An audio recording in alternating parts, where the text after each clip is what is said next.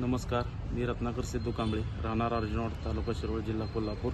माझे वडील शासकीय दूध योजना मिरज येथे कार्यरत असताना मी फक्त 18 वर्षाचा होतो। त्यावेळेला त्यांचं अचानक निधन झालं।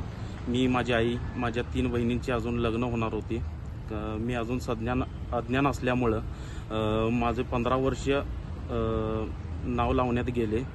15 वर्षानंतर शासकीय आपले मुख्यमंत्री देवेंद्रजी फडणवीस साहेब यांनी 150 दिवसाचा कार्यक्रम हाती घेतल्यामुळं आता मला सांगली पुरवठा विभागामध्ये येते काम करण्याची संधी मिळाली।